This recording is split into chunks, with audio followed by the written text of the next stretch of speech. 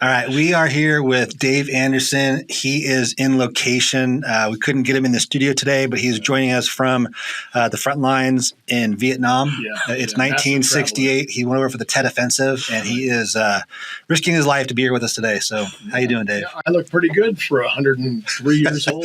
No, you're only 78. You're good. Okay, got it. Okay. We are here with Dave. He is in location right now. He's sitting on the beach in Fiji. His feet are in the water as we are sitting here. Pretty awesome. Yeah, thanks for toes in the sand. taking some time from your vacation. We really appreciate it. Absolutely, boys. Anything for you too. Okay, let's do one more. All right, guys. Whoa. Yeah. Dave, really appreciate you coming in. I know you're spending most of your summer this year. Gay Pride Parade? No, he's actually in the Amazonian. Oh, he's the Amazon. Building orphanages for impoverished kids. So thanks for taking some time. I know you have just a ton of deals going on and a ton of orphanages you're building. But yeah, that's pretty awesome. Yeah. Happy to help. That is pretty cool, Dave. Appreciate that. Right. Yeah, you're welcome. Charity for all. Okay. All right. Anyways, here we go. That was good. Yeah, we're good. See ya. Live, coming to you live from our studio here in Canyon Lake, California. Right. Dave Anderson. Okay. TV's Dave Anderson. All right. Right. We are going to, what is that? We say? MV? TV's Dave Anderson. TV's. We're on TV. Yeah, Dave Anderson. I love that. Okay. Those of us that don't know, or those of you that don't know Dave, he was formerly a lead singer in a rock and roll band. Yes. Okay. Is this true? For sure true. Yeah. Okay. Yeah. What was the band called? That was the wildest year and a half of my life. Did you actually play instruments or just sing? No, I sang. If that's what you want to call it. Yeah, that's so awesome. Okay. How did you bring that up? Because that's my favorite part. That's the only reason why you joined. We allowed you to join Link is because you were in a rock and roll band. Looked way back into the movies and said, "Look at this guy." Okay, so this is going to be fun facts with Dave Anderson. Because this is like what we are all about here. We want to have like-minded individuals here at Link, and you are one of the select few that we have. Right. Yeah. So I want to go back in history, in time. Okay. Let's do it. Let's talk about Dave Anderson when he is in high school. What kind of kid were you in high school? Let's see. I attended most of the time. Yeah. And even though I was fairly inland bound, I guess you'd call it. Inland bound. Little shout out to Moreno Valley. Yeah. I went to, it was Sunnymead back then, but I went to Moreno Valley High School. Yeah. Quality establishment. Yeah. And, we went surfing quite a bit during school. And figure out how to pass and graduate and all the important stuff and not knowing what I was going to do with my future. Well, that ended up into becoming a massively involved windsurfer. Yes, I was. Tell us about that story. That ran my life. Yeah, for years. So it's funny. I'll make it short but interesting. Being inland, I couldn't go surfing all the time. But I was living right next to a lake and learned about this sport called windsurfing. I'm like, okay, half the name's cool. Let's check it out. And it took over my life for a couple of decades. I traveled all over up and down Baja, California coast, Maui a few times a year, and just as much as I could, I was involved as hardcore as I could be in that sport without becoming professional. Nor was I on the professional level skill-wise. But yeah, and it's like the surfboard where you're like holding on and has like the big sail. Exactly. Wow. Yeah. You just said that out loud. Yeah. You did. You said it out loud. Yeah. For everybody who's listening, if you don't know what windsurfing is like me, that's you just stand on a board with a big sail.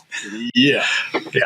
I feel like I'm hoping you all knew what that meant. If not, I would guess keep it to yourself. 50% of people had no idea. What idea. we'll do is we'll have the green. Oh, yeah, the windsurfer. Yeah. Do you have any videos back in the day?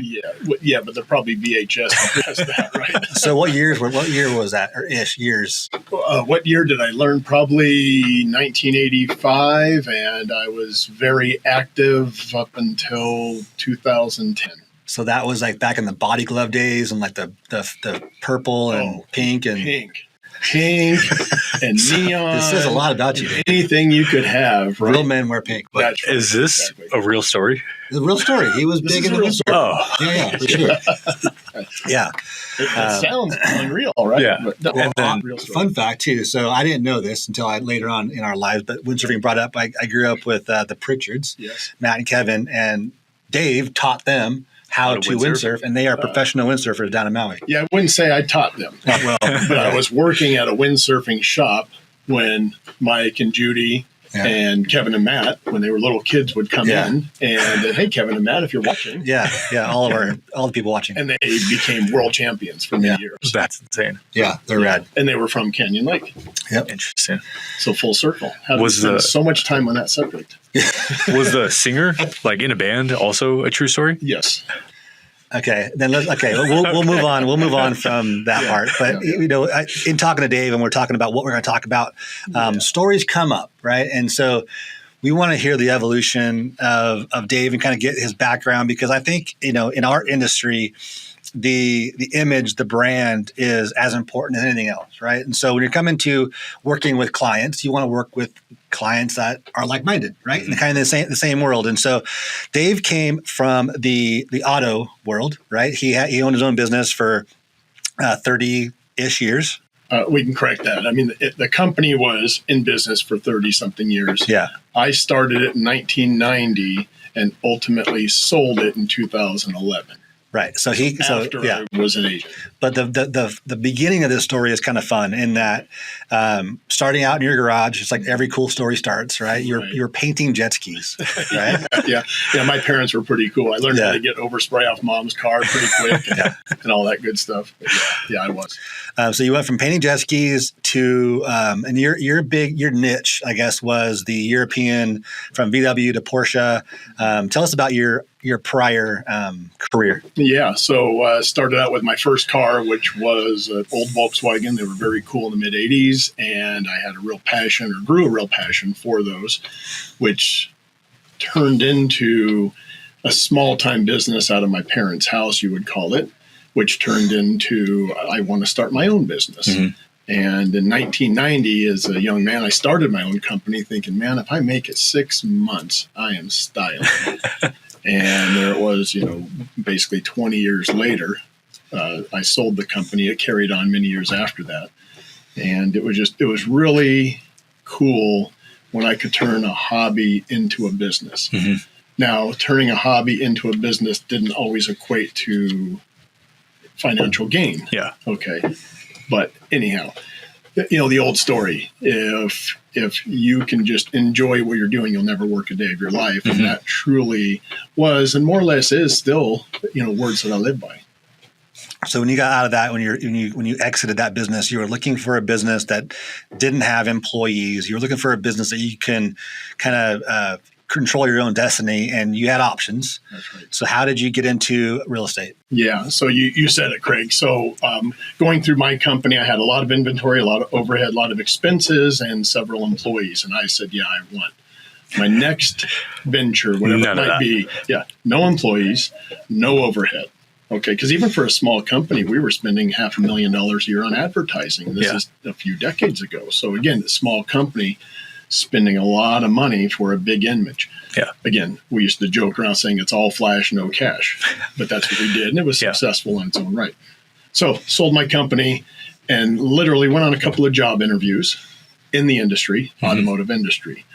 And then I'll segue into my involvement with real estate. But during my automotive career, I was fortunate enough to acquire a couple rental properties. Mm-hmm. So I had already ventured into real estate as a landlord, and I was, experiencing the financial gain from that. Mm-hmm. And I'd also built a couple of spec homes in Lake Havasu, what I still enjoy today.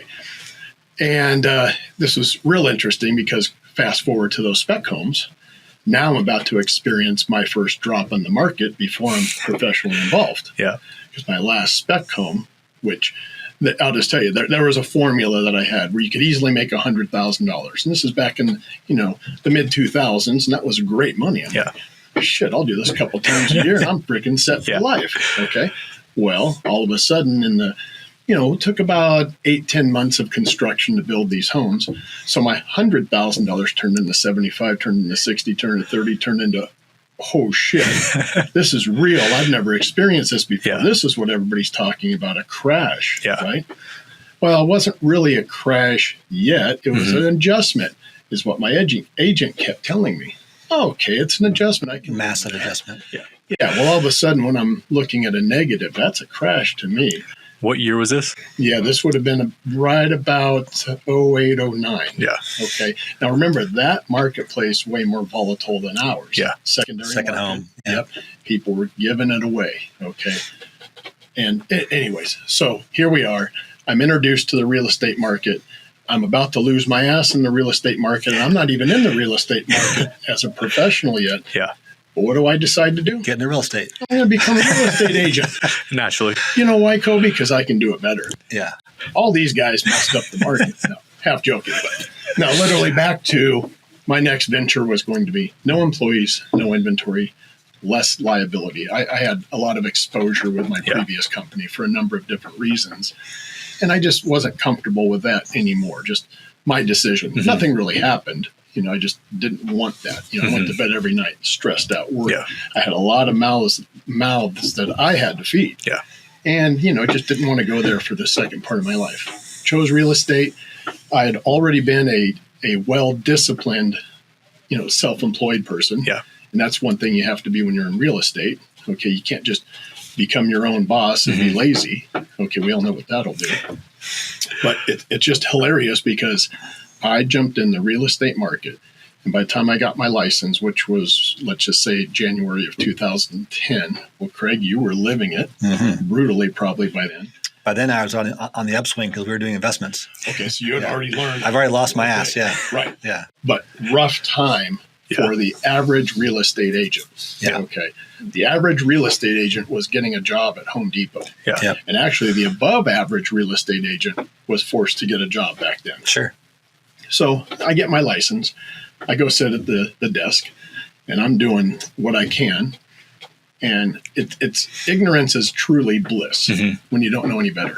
And I'm seeing these agents dropping like flies behind me, and I'm thinking, well, I'm doing okay because I was very fortunate. Within a few months, I had my first deal, and they were all small back then because we were selling houses for 100, 150. Yeah. 250 was a pretty big deal, believe it or not. And we can talk about that later because I'd like to talk about investments. Yeah, because now that's going to be a down payment. Yeah, no, seriously. But I'm getting these little deals. I'm selling mobile homes, man, and I'm just happy to have something to keep me busy. Rentals, mobile homes. Got connected somehow with a few investors because, again, these guys who, if you had cash, you were buying 2, 3, 4, 5 properties at a time. Yeah. Around here, there were some of these shacks that were going for 60, 80 grand. Okay. So if you insulated yourself enough and you still had a few $100,000, you were walking into the local real estate shop, connecting with an agent, me, and let's go do this. Okay. So my career decision was obviously a little scary in such a volatile market, but I also knew that learning in that market was a wise move because what I had been told and learned was it hadn't been that hard in a long time. Ever. And that was the biggest crash I think we've ever had. Yeah. Absolutely, Craig. And a lot of these agents didn't know how to react. Yeah. Well, man, if I'm learning in this, I can just go up from here. Okay. So, I really learned a lot the hard way. But again, the beauty of it was I didn't know any better. If I came in 5 years previous, it was too easy. Yeah. You're just getting these commission checks thrown at you from what I hear. And it may be exaggerating, but you're not. Right. Yeah, you were.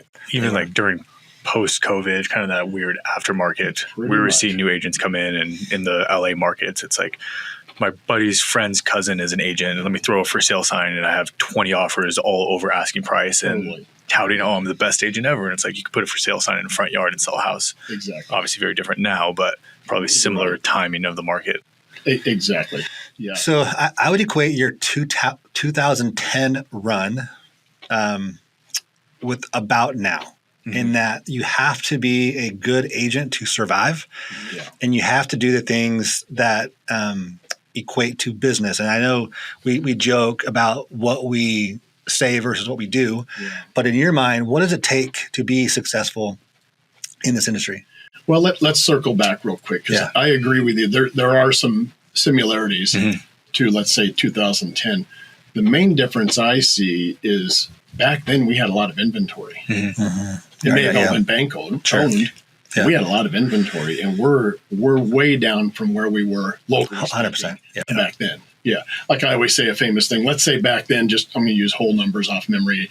Canyon Lake had, let's just say, 135 active homes Or more. They probably had more over 2. Okay. Yeah. Right. At some times, maybe 2. Well, right now we're hovering in the 80s. Mm-hmm. Yeah.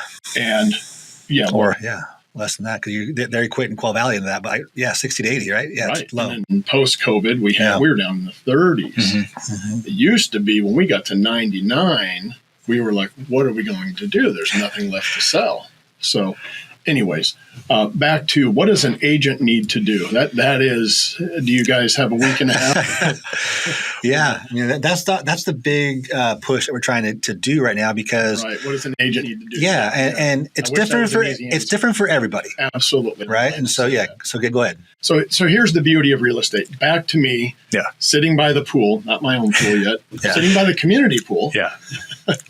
Hadn't reached that level yet. No, seriously. I literally was sitting by the community pool. I lived in Canyon Lake when I was transitioning from automotive to whatever's next. Mm-hmm. And I'm sitting there thinking, man, okay, real estate's it. I'm going for it. And this time I want to just be a regular real estate agent. I want to blend in. I don't want to be this guy. I don't want to be in the highlight and the spotlight and the BS that goes with it. I just want to do a good job for my clients, make a living, and live life, okay? And that's more or less what I've done, and I'm very happy with my decision. So back to what does somebody need to do in real estate is the beauty is there's something for everybody. And, part of Craig, you and my relationship, I think, was we got together and we were like-minded in more ways than one. And all the way down the simplicity of, the way we dress, the way we talk to people. There's very little BS the way we operate. And I think that's very important in any business. But too often people just want to put on this front and this facade of somebody they think they're supposed to be per industry they're following. And that's short-lived. Okay, if you're not yourself all the time, that's going to run out. Now, of course, what we should give is the best version of ourselves. Yep. Okay, but in real estate, I feel the most successful people long-term have been themselves, whatever that looks like. You could be wearing board shorts and a tank top or a 3-piece suit. And we all know people that fit both those arenas that have been very successful. It's all about taking care of your client. Okay. The best agent out there isn't the one moving the most product all the time. It's the one who takes care of their clients and realizes that is the most important part of the job. And that's how you stay strong in the industry and stay in the industry, period. It's not about being selfish. It's not about the paycheck. And this sounds really dumb when I talk to people, and I still do it today. It's almost like the commission check is coincidental to me. As dumb as this might sound. No, Craig says that all the time. Okay, no. Work like you're working for free, and if you get a check at the end, it's a bonus. Yeah, okay. And again, why Craig and I get along, I truly feel that way. I don't even look at my commission amount. Yeah, you have an idea what it is. Of course, we're money motivated. Yeah. We have to put macaroni and cheese on the table. But the truth of the matter, if you're only out there for this dollar and that dollar, it won't last. It may last longer for some people than others, but you'll spin out. Yeah, for sure. Okay, you have to stick to the principle of doing the best job you can for your client. And that's how you survive. Be yourself, be truthful, be the best version of yourself. Yeah. And there is a client for everybody. I think kind of off topic, but around the taking care of your client, sometimes that means telling a client not to sell a house or not to buy a house. Absolutely. We have clients that are debating listing versus renting or whatnot. And sometimes it takes going to them and saying, you should not sell this house. You should hold it for the rest of your life. And I will never get a commission check out of it. But that's the best decision for you versus we've seen other agents in the past that go, oh no, like the market's going to crash. You should sell it now, like before it crashes, or you need to sell it and go buy something better. But yeah, even if it costs losing commissions, and I'm sure you've done it, I'm sure you've done it all the time, giving up commissions to take care of the client or give them the right advice instead of being money hungry, like you were saying. Yeah. And then giving credit where credit is due. You started out with Steve Sellers over at Prudential, and he back to his own style. Right. so we're in Canyon Lake, and so it's a pretty tight knit community, vacation lifestyle. And him and Brent Stackhouse, and they had their own style, their own vibe. And Steve started. He had his following because he was one of the first agents out here, but was very true to that as well. You know, I mean, I know we in our families have different disagreements, whatnot here and there, but that was his style. He was very good at that, right? So that's what I loved about it. Actually, is how he was himself. And you're right. Steve introduced me. He actually tried to talk me out of becoming a real estate agent. Even though he was lifelong, he knew how hard it was. Okay. And I said, tough shit. I'm getting my license and I'm going to be working out of your office. And I did. And I love the guy. He was a great mentor. Okay. Because he was himself. True. Okay? So I'm glad you brought up Steve. And he was always himself. He dressed the way he felt comfortable. He was very professional and he took care of his clients. Okay. Back to that full circle. It doesn't matter what you look like to a point. It just matters how are you going to treat these people today, tomorrow, the next day.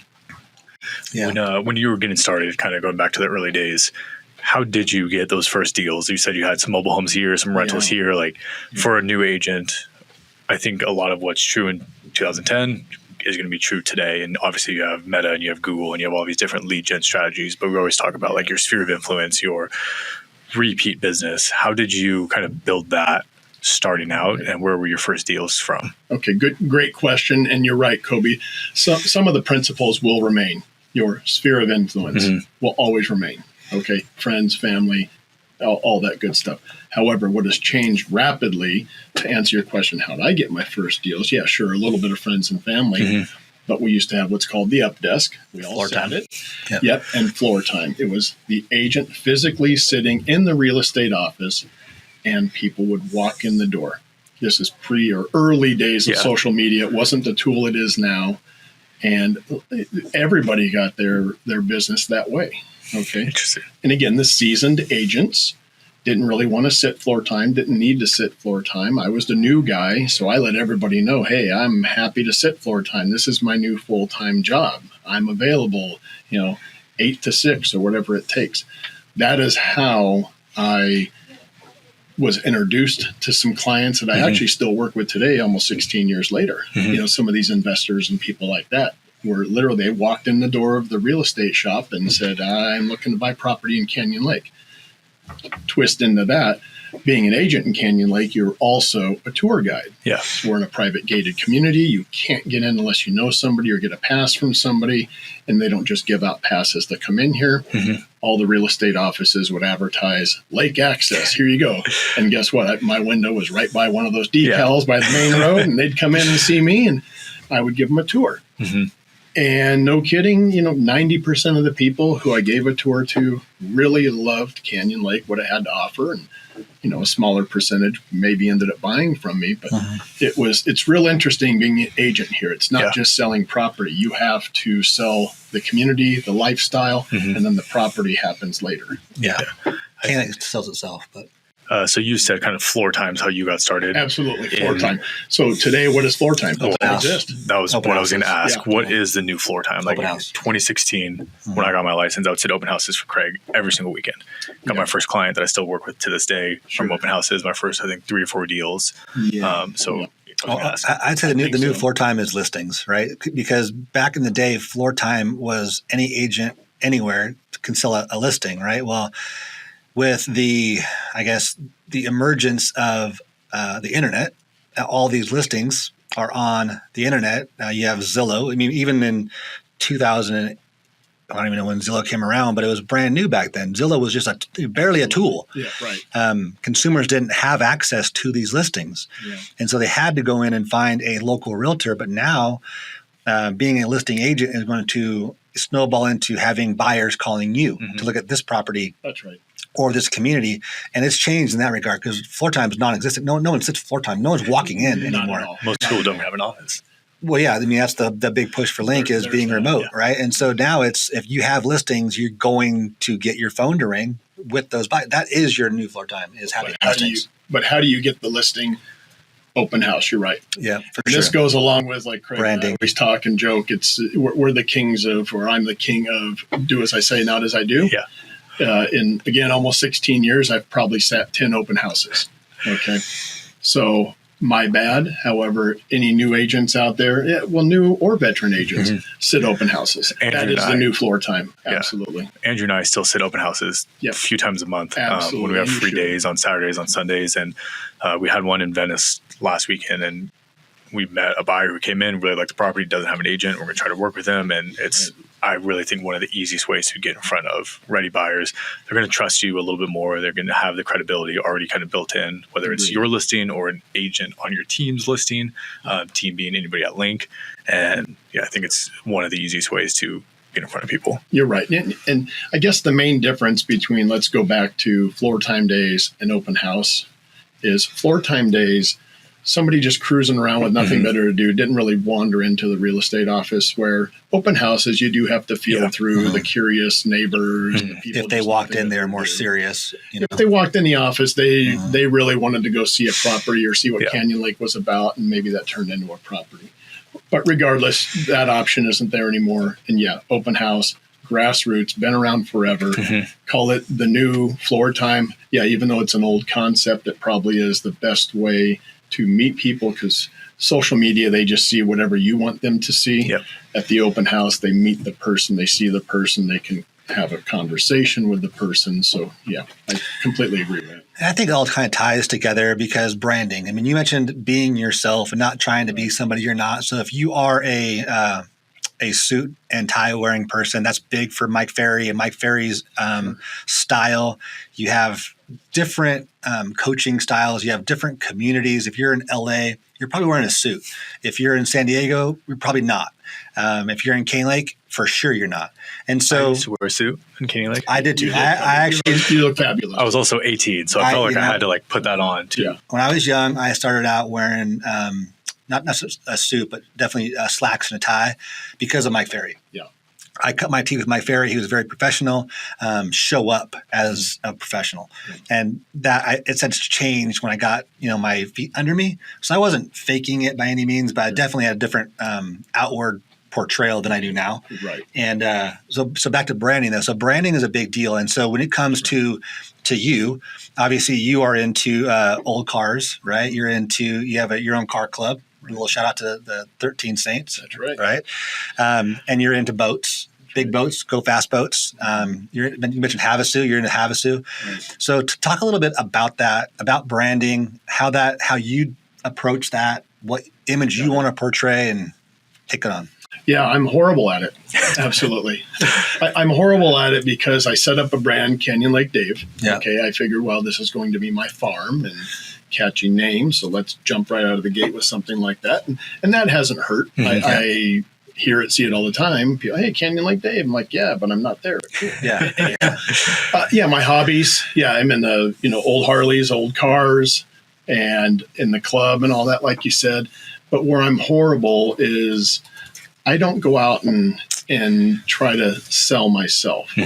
Okay, if I let them know, hey, I'm available, and I probably should do a better job at that, amongst my social crowd or whatever. But I've never, ever been that type of salesperson. Okay, I'm easy to approach. I hope you know what I do for a living, and my fault if you don't. And if you want to talk real estate, I'm there for you. If you want to talk motors, let's do it. As far as that goes. Or boat drives. No, you're absolutely right, though. Branding, very important. Whether you have a catchy name or whatever it might be, branding is very important. And I hope these agents can do a better job than I have at follow through.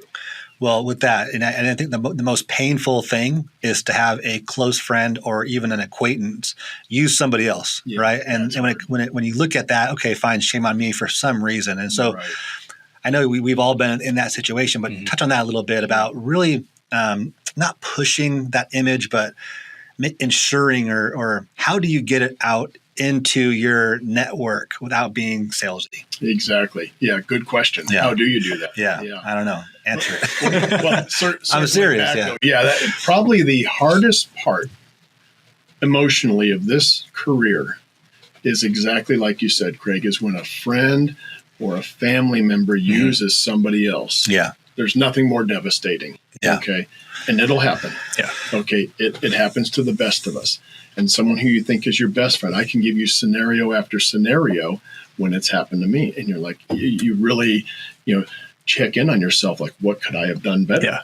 So at one point I had a friend, I sold him maybe 4 properties at the time.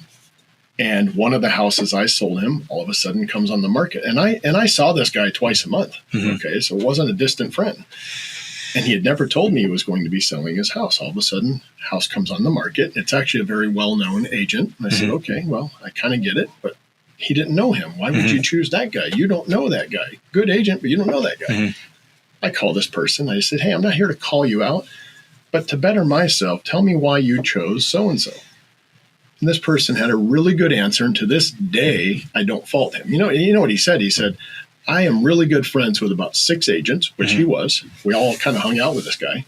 Because how do I choose one without upsetting that person? He did choose a very good agent, and life moved on. All we want's an explanation. So the same scenario, had he chose another friend, there would have been 5 of us really upset. Now there were 6 of us upset. No, but truthfully, how can I blame the guy? Yeah. Okay, in that case, it will happen. Okay, you don't get 100% of the people to do business with you, unfortunately. All you can do is better yourself, ensure them that you are the best person for the job, and hopefully they see that. That's all you can do. And then when you don't win all of them, you move on to the next one. And that goes back to, you mentioned it earlier, is do as I say, not as I do, because all of us have that shortfall when it comes to knowing what we should do and then actually not doing it, right? When it comes to your sphere of influence, there are touch points. There are almost like grades to your sphere of influence. And those A-type friends are going to use you, going to refer you, or so you hope. And then you have your acquaintances, just lower down that they may use, you may not, but ultimately taking care of that sphere, right? I mean, are you checking in monthly with things of value, gifts, popping by just to say, hey man, we just a reminder, I've been in real estate. Do you have any friends or family, or just that quick little phone call? Right. I just want to say hi and just, hey man, do you have anybody looking for real estate? Nope. Cool. Have a good one. Do you ever approach it like that and ask for business, or are you just kind of out there cruising? Yeah, I never ask for business. So maybe by fault, not my style. Yeah. However, I'm pretty decent at follow-up, follow-through, continuing a relationship. And it's certain little reminders. Maybe it's me driving another client around the community, reminds me of a house I sold somebody, haven't talked to that person for a while, mental note, get back to the office, contact that person.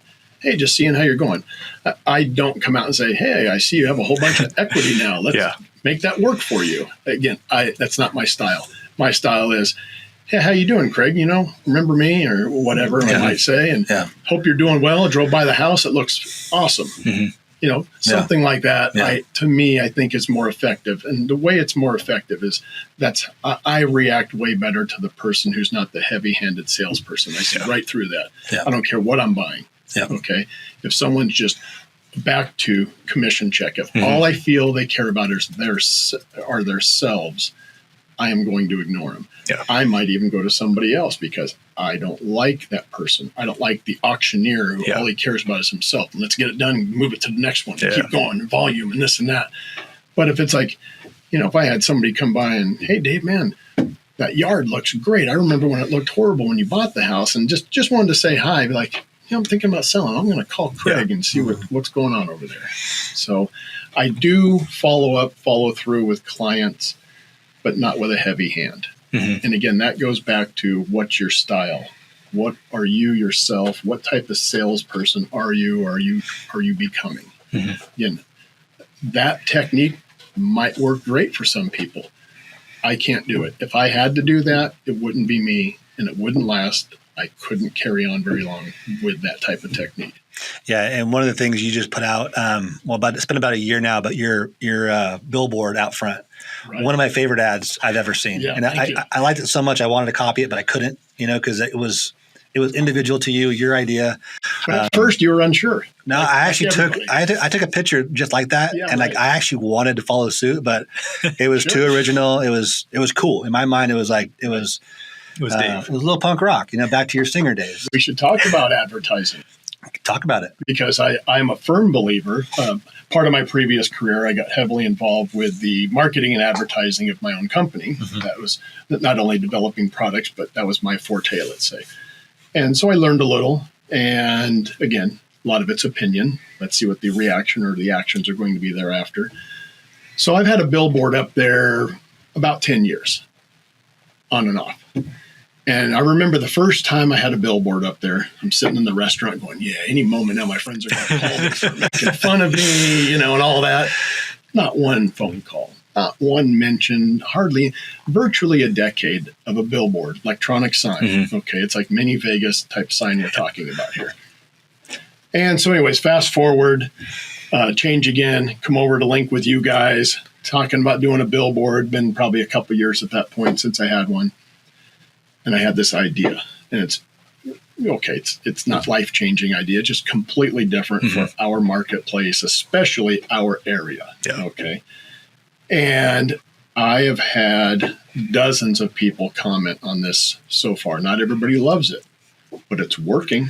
Because it's going Talking to about talk it. to you. You comment on it. Yeah. Yeah. You come to me and go, yeah, I saw your billboard. Not so sure about that. I'm like, cool. Yeah. That It's, means it's it did doing its job. Yeah, now I'm going to do 2 of them. Yeah. Yeah. So It's way better than you holding your poodle.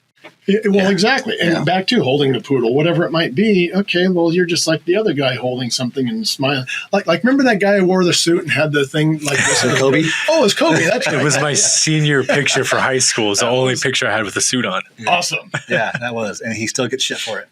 No, but seriously. That business card is still up. No, I think it was this. It was. Oh my gosh, it was so 2? bad. It was 2. Yeah. And it was for my senior year pictures for the yearbook. Yeah, you it was should the only never picture I had. I still have with it a on my suit. phone. I We will need to do always a billboard of it. Yeah, we Yeah, should. we Just for our fun. We should. Yeah, we should. But advertising, it's easy to be different.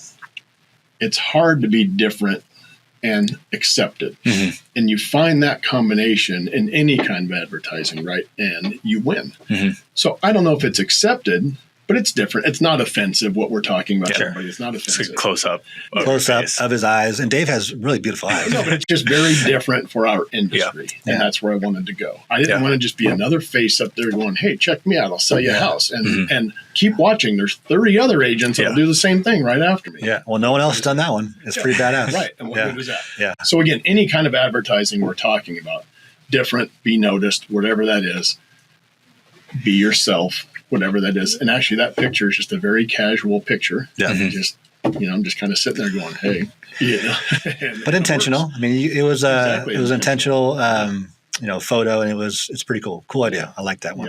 I think to kind of touch on that, like now more than ever as well with social media, with Meta ads, with Google ads, YouTube ads, whatever it is, you're trying to capture somebody's attention in about 0.5 seconds, a second. So like when we're meeting with agents and talking about what should your ad, what should be in your ad, what should be in your brand, I think more important than ever is who you are, can you get across to a potential seller or buyer who you are in half of a second? That's right. If you can't or get the value prop across within half of a second or why they should click on this ad, someone's going to scroll right by it and it's just going to blend in with all the other agents that are posting the same Meta ads or same Google ads and the same, hey, welcome to 123 Test Street, which isn't bad in itself and it's better than doing nothing, but being able to really differentiate yourself, I think is super important, and finding who you are, who your core is, so that someone goes, oh, I remember Dave. And if they see that billboard or see you at an open house that you never do, or a social media post, they can tie it all together versus,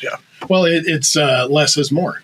Yeah. And that type of advertising, like you said, you have half a second to grab their attention. Don't put on there everything you do, where you're from, your phone number, your website, and your mother's maiden name. No one's going to remember any of it. Do something that's going to grab their attention, and here you go. And maybe you have a chance of them looking further, or clicking, or whatever it might be. Yeah, and you've used that same photo on your socials, and whenever I see it, I'm like, yeah, it's safe. I look at it. It's cool. And not everybody has to like it, but guess what? They're talking about it. Yeah. Right. Yeah. Cool. What else, we man? do, guys? We got time. We got plenty of time. We can keep going, but shit, man, we're gonna have to turn this into 17 episodes. I'm gonna have to renew the season, Craig. Yeah. Okay. All right. We can cut out the I'm downtime. watching the Charlie Sheen documentary. He got $2 million an episode at the end. $2 million what? Dollars or $2 views? million an episode at the end of 2.5 Men. Wow. So I think we need to start negotiating if we go any longer. We're going with We it. should do We're gonna negotiate with Greg. 2.5 men. Yeah. We got it right There here. we go. Here's our half man. Why am I the half man? I was going to go that way, but that didn't make any sense because you are the half. That's actually really funny. Would you recommend? So we have a ton of new agents coming in to Link, You do. and Good. some people are coming in half-time and they're a nurse, or they're coming in half-time because you're still going to school, or some people are just jumping in full-time. Would you recommend, A, to get into real estate knowing everything you know, and B, what would your first 90 days be for a brand new agent who's coming into the industry? I would recommend getting into real estate with realistic expectations, not what the TV shows or whatever shows you and all that. I hear it all the time. Yeah. Oh, I'm Dave. Good to meet you. What do you do for a living? I do real estate. Oh, God, easy money. Yeah, you're a guy who's never spent a day in my shoes, right? Yeah. Okay. So real estate, awesome industry. If you have the thickest skin on earth, and if you can take a beating every day for that, You're really selling it. for that coincidental paycheck that we talked about. Yeah. Okay. Yes, get into it. Now the benefits are immense. Yeah. You have to withstand the trial period, which is from 60 to 90 years. No. Yeah. So if I were to be a new real estate agent right now and jump into it, it's hard for me to immediately answer that because I don't know everything like you guys know. Unfortunately, that's my handicap is I haven't exercised that. Okay. To me, Facebook is still like high tech, man. Like, whoa, they even put this on a phone now. Yeah. No, but in all seriousness, like we touched, I think the thing to do is beg every agent you know within Link, hey, can I sit your open house? That's the new floor time. Okay. Because back when I did it, like we talked about, floor time's how I got clients that I still have today, almost 16 years later. So if that's your new floor time, sit some open houses. The vet agents, they don't want to sit their open houses typically. Okay, like I do. Anybody out there, when I have listings, hit me up. I'll be happy to let you sit them. Yeah. Okay. So that is really what I'd recommend. Do as I say, not as I do. I don't sit them. That's for just a selfish reason. I should sit them. If I wanted to, as an agent for all these years, if I wanted to increase my business over the next 6 months or a year, I'd be sitting open houses more than I would be flooding social media. Yeah. That's important. But you're competing with millions of other people hoping to get a chance to have one person do some business with you. You sit this open house a weekend, you actually probably have a pretty decent chance of meeting somebody who is ready to make a move, buy, sell, rent real estate.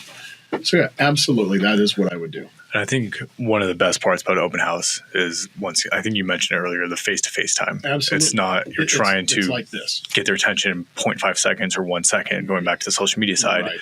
It gives you a chance to really showcase your local knowledge. It gives you a chance to have your personable skills come across and That's right. show who you are and how you can help that person. And you might have 5 or 10 minutes with them walking through your house face-to-face, which everybody tries to get on social media, and it's impossible. That's right. That's right. Yeah. How do you get that attention on social media when there's everybody else? But no matter who you are, even if you don't have a social media account, which everyone does, but even if you don't, let's just say you're that person, you're new, this is a second or third career, whatever your scenario might be, sitting in open house, you get face time with these people. Very important. Yeah, I agree. And yeah, I think you also mentioned social media being a part of it. We always recommend doing some paid lead gen, doing some cold outreach, doing some open houses, testing the waters, doing it all for a year, 6 months, whatever it is, to see what you like and what you don't like. And the person who has an unlimited budget and could run a crazy amount of lead gen, great. And they're going to be able to build a career off that. But if you want to get started with in essence, free way to get in front of people, it's going to be your sphere of influence. It's going to be open houses. It's going to be working with other Link agents or other agents in the area. Cold calling. Exactly. Door knocking. Who wants to do that? But People. ROI, People do. No, but you're ROI is, I'd say the best ROI you have is cold calling and door knocking, especially if you have an open house, right? So if you have your farm That's right. or a house in your farm, Mm-hmm. the easiest way to cold call or door knock without getting hung up on or the door shut in your face is an invitation, right? Hey, I'm sitting in the house down at 123 Main Street. I want to send you guys an invite. Here is a little brochure about the property, and we're having a little drawing or a game. Yeah. If you show up, awesome. If not, just want to say hi and then give you the invite, right? Totally No one's pissed off at you, right? What would you do? Like a mile radius, or what would you do? Depends on how busy you want to be, right? Go Pretty as big as you have time for. If your open house is next week, sure, you can do an easy text campaign. Kobe can set that up for you in GHL. You can do an email campaign, kind of the same thing. Send that to the 500 homes around you, 1,000 homes around you. Right. And if you are cold calling or door knocking, 30 to 50. Right. Yeah. So it doesn't need to be elaborate, but definitely face to face. Having conversations is what our business is all about. That's right. It doesn't matter if it's cold or warm. Conversations is the name of the game. Contacts, conversations, those translate into deals. And so as hard as it is to cold call and no one wants, you hear that, no one wants to receive cold calls. No. And no one wants to cold call. Right. But if it's semi-warm with an invitation, a little different, Yeah, I agree. If you can be that person and you're comfortable doing that, you're going to get hung up on 90% of the time. Yeah. 99% of the time. Yep. Again, you're only looking But that 1%. So you're saying there's a chance. You're only looking for one. Only looking for one. You're only looking for one more deal. Yeah. To touch kind of on what you were saying about you're reaching out to somebody with an invitation or with something instead of just a cold call or cold outreach. Another one that I saw recently, and it was another agent kind of talking about it. And if he's trying to break into a new area, he'll go find a buyer at an open house, and he'll use that buyer as kind of leverage to reach out to the other owners in an area and say, hey, I have a private client. They don't like anything on the market right now. And he'll send an email or a text to start just so it's a little less invasive. Private client, off market. They don't like anything that's on the market right now. Would you ever consider selling? If not, no worries at all. I just want you to have my information. That's right. It shows that you're going above and beyond for your client. You're going above and beyond for a buyer. You're not just doing the typical, look at what's on the market. Agreed. You could pick up that buyer Anybody could do that. from an open house. So you can go sit open house in an area, invite all of the neighbors.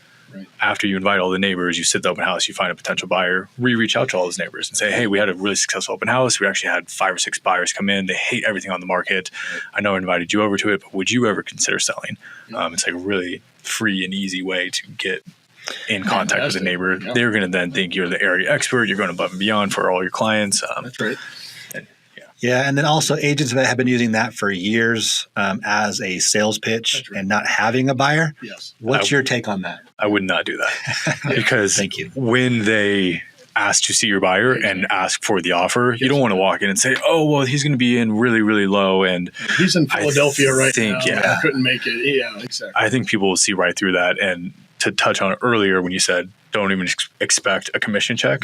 Have integrity. We've gone in there before and just said, hey, we'll connect you too. And if you guys need help, let me know. Sure. If not, and then I step out of the way. That's and 9 times out of 10, they're going to come back and be like, oh, well, we'll pay you to help with this and whatnot. But I'd rather get the repeat business. I'd rather get the referral, have my name out there in a good light than have them remember you for have good reason. A seller who knows all of his neighbors, obviously, and who is going to talk, say, oh, this shitty agent just try to lie to me and try to bring a fake buyer to get a listing.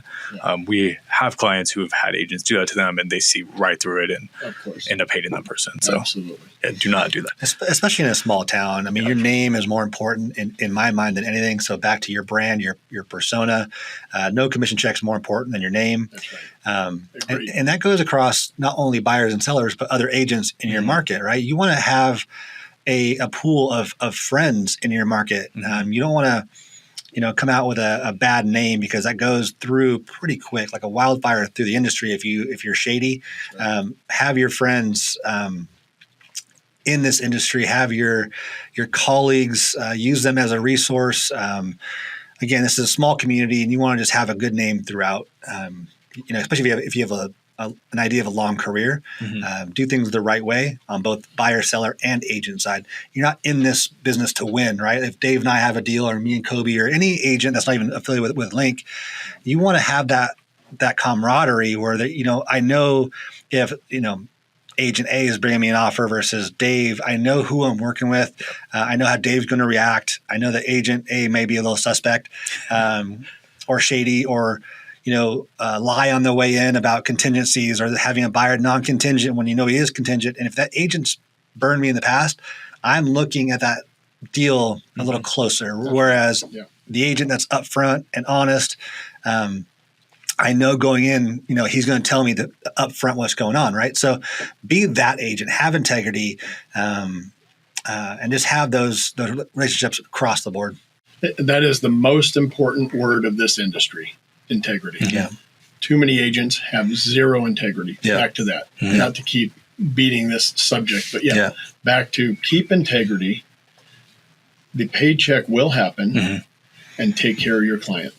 Well, yeah, and that goes for if it's a long-term play, because you might have a sale today. You might talk them out of having a sale today, but they're going to say, hey, man, this guy, he steered me straight, right?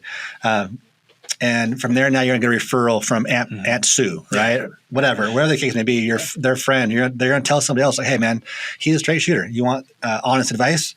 Give him a try, give him a shout, right? So, Greg, I have talked myself out of a commission check more times than I'm proud of. Yeah. However, I can sleep well at night. Yeah, for well, sure. not only that, it's going to come full circle, because when they do decide to sell, it's coming back to you. Now, I've also done this. Walk into a house. Okay, Mr. and Mrs. Jones, what do you think of this piece of crap? Yeah. I'm like, God, who would want to live here? We love it. Okay. Yeah. Well, there you go. Learn that there's a seat for everyone, and what you like is not what everyone likes. So, Hardest part's to keep your mouth shut. yeah. Ask questions, don't give answers. But we're going to keep going on here. You want to present facts. Yeah. As a professional, not opinion. You might see things they are not going to see. Something could be dangerous or costly. So part of our job when you're showing or taking care of a seller, you want to point out these things. For sure. Yeah. Why is the kitchen floor slanted? Exactly. It's not for drainage. Inside, interior. Yeah. Exactly. Yeah. So I agree. I do agree that what your style is not everyone's style, and what you think that you would buy may not be what your buyer is looking for, right? And so, yes, facts. Yes, point out your expertise, but then again, be cautious of letting your opinion sway the buyer. But sorry, I'm having a pool emergency. Oh shit! Apparently. Well, that's Dave. Well, that's it. Thanks, Dave. Welcome to real estate. Go take care of your pool. All right, everybody. Yeah. Right Sorry on. about that. Yeah, no, you're good, When buddy. the Appreciate pool it. guy is calling you and FaceTiming you. Something's Something's wrong. All right, handle it. All right. Thank you, Dave, for coming out. Good. Appreciate it. Hey, thank you All guys. right, Appreciate cool. it. See you.